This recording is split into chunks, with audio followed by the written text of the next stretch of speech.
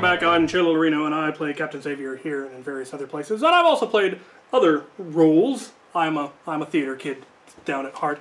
I was either going to go into computers or acting, and I don't like waiting tables, so I went into computers.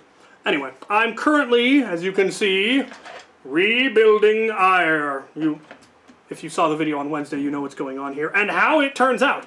I don't know how it turns out yet. I've run into a serious problem with the catch not releasing. Somebody had emailed me having the same problem, and I'm hoping I can figure it out, because if I do, then I'll be able to tell them, and it'll be fabulous. But for now, it's vexing me, and I decided to take a break, sip some root beer, have a fan going, tell you lovely people a story. The story that you have elected to hear today was from our Freeport campaign in D&D 25 some odd, or 15 some odd years ago. God, I'm old. The Return of Francis. Now, I don't actually remember this dwarf's name. Might have been Theo Bane. I think it was Theo Bane. He was the son of the previous dwarven cleric, the one from the world's largest dungeon. He had also gone into the church, but at some point in his past had become agnostic. He'd lost his religion. But he hadn't lost his power.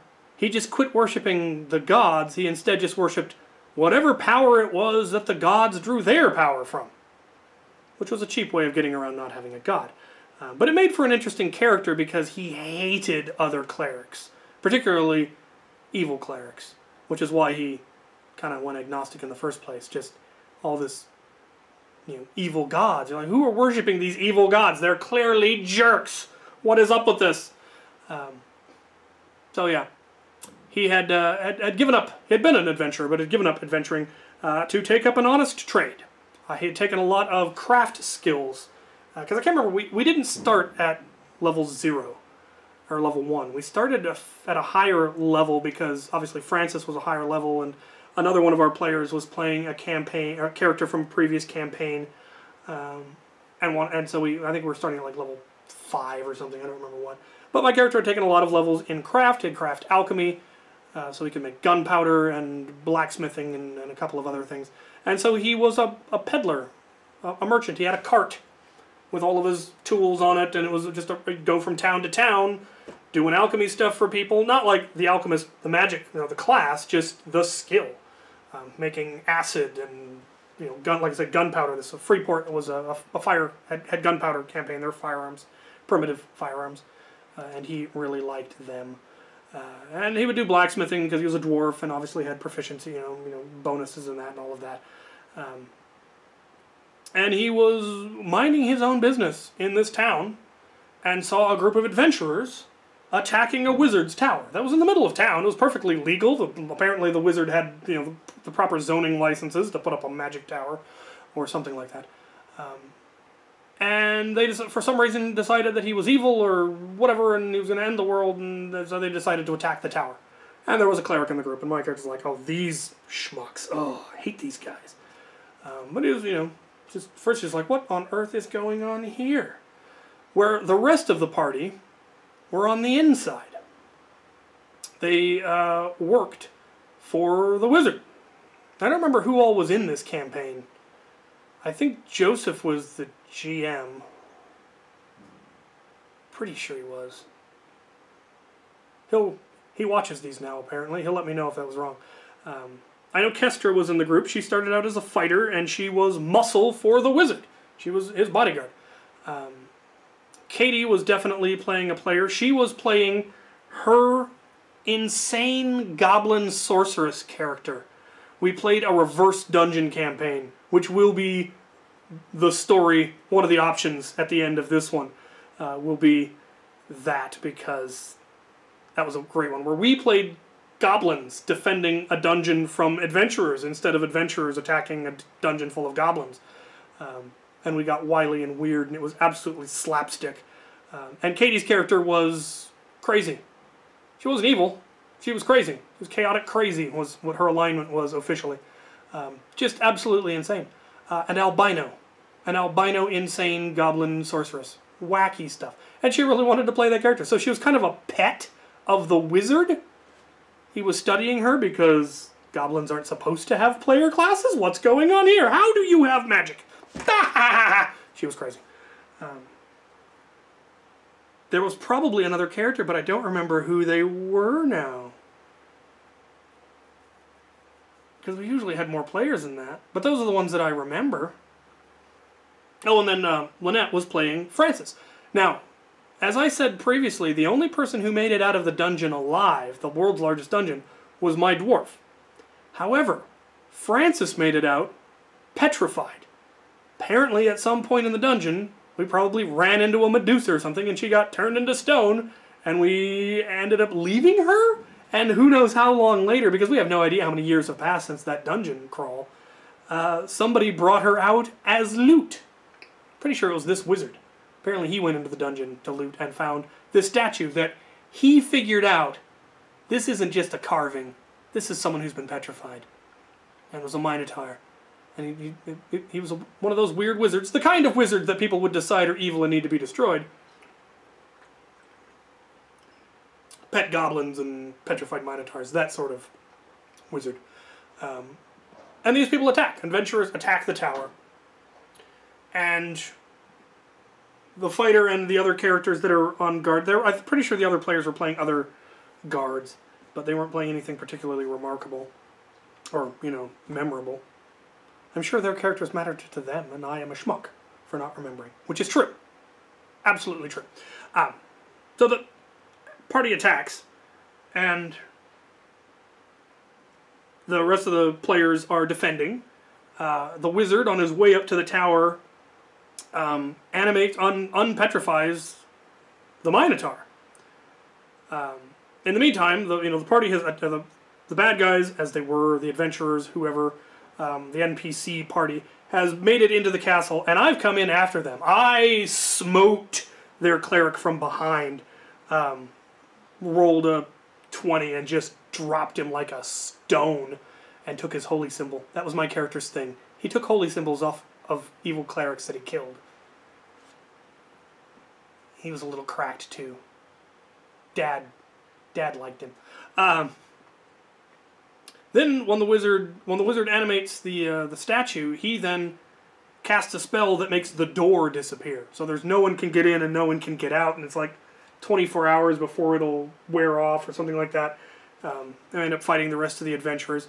And at first, of course, Francis is absolutely freaking out because, you know, they have no idea where they are, how they got here, where are their friends, why is there a fight, what's going on, and they had an intelligence of 3 from the beginning. Remember, Francis was retarded, very much. And so not taking this well and likely to swing at anybody and everybody, and the rest of the player characters are all shying away from this Minotaur. And then the Minotaur recognizes me by smell, because I smell like my dad. And so she's able to calm down. She's like, well, you're familiar, what's going on? These guys, bad guys, murder. And so just smotes them. Because I don't remember what level we were, but I know Francis was way more powerful than the rest of us. Because we'd gotten further in the world's largest dungeon. Francis was like level 10 or something, and we were level 5 or 3, or I don't remember what we were. But Francis was much more powerful because the player was only going to be there for the first session. So this was just a return of Francis. I can play Francis for the one mission. She'll smote some bad guys and then leave. So kill all the bad guys. The wizard explains, I don't remember what the plot was. It had something to do with a crystal or a gem, something that we weren't supposed to touch, that the goblin, of course, touched, and now we have to go somewhere to keep it from blowing up the world, or standard plot hook stuff. We had to go to Freeport. Freeport was the secret. But we're stuck in there until the spell wears off, which is 24 hours, but it turns out you can teleport out, but none of the other party members had teleport. My character had dabbled into true name magic, which allowed him to cast a spell called Scramble True Position, which would teleport everybody within the affected area 10 feet in a random direction. So I walked up to next to the wall, cast it, and by sheer dumb luck, teleported out. And I'll be back tomorrow, have a nice day. Went and put my effects in order, sold my card, I think, something like that. I don't remember why I decided to come back and it's just like, later dudes! Mostly because plot hook. Train! Came back the next day, dealt with Francis, sent Francis on their way. They're going to go back to the mountain or back to the woods or go be free. And then we decided, well, we have to go deal with this gem thing before it destroys the world, and that's where I keep my stuff, so I guess I'll go along. And we ended up on a boat, got attacked by krakens or pirates or who knows what. Again, much murder, killed another cleric, took their holy symbol. And then the fighter, Kestra's fighter, died somehow. I think she drowned, fell overboard in her armor and drowned or something like that. This was not one of those clerics that was all about making sure no one in the party died. He really didn't care much. He would heal, but he was more about smiting. He was an angry cleric. The fighter got killed and was replaced with a paladin somehow. The problem is that goblins, because of the rules of D&D back then, all goblins are evil. And so the paladin was not going to get along with the albino goblin, who at this point, because of shenanigans, I don't remember how these shenanigans happened. We went to an island or underwater or cave or who knows what, and there was something of wonder, like a deck of many things or a shield of wonder or a rod of wonder or whatever it is that makes random things happen to you. And the goblin grew antlers and a third arm.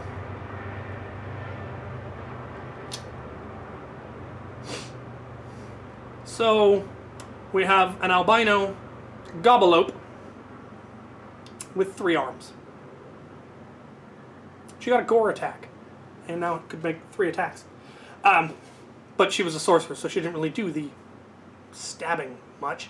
She did some, more than most sorcerers would, because goblin. Crazy. So we had to hide the gobolope, whose name I think was Susie. We had to hide the gobolope from the paladin, but the paladin can detect evil. So fortunately we had, I think, a wand of invisibility which would last for 24 hours, and and it had enough charges to get us to where we were going, so the goblin would make herself invisible and then hide in the hold. But at some point the paladin had cast detect evil because we were fighting bad guys or something, and detected that there was evil but couldn't find the evil, and was searching through the hold trying to find the source of this evil that they knew was around here somewhere, right when the spell wore off. So she's looking in the corner of the hold in the dark by herself, and gobolope. Antlers, albino, 3 arms, gobolope. And then she casts invisibility again and disappears again. And Paladin's not able to find him. So the Paladin comes to us. Now we know about the goblin. The Paladin was not in the original party. The Paladin was just on the boat, or we picked them up at a port. I don't remember how the Paladin got there. But they're not really in our party, as it were, yet. We haven't figured out how we're going to recruit a Paladin when we have a gobolope in the party.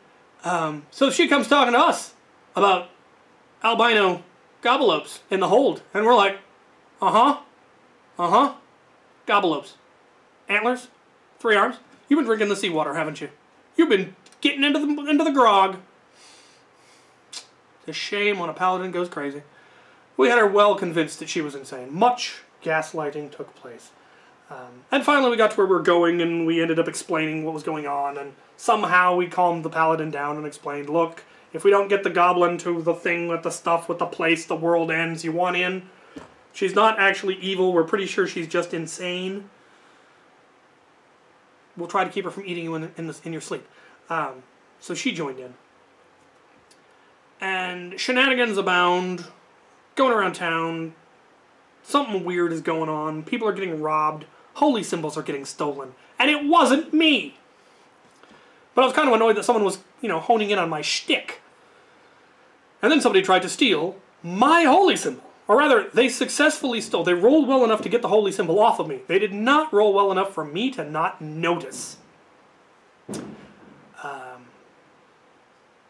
So I shot him, because I'd gotten a bunch of guns at this point.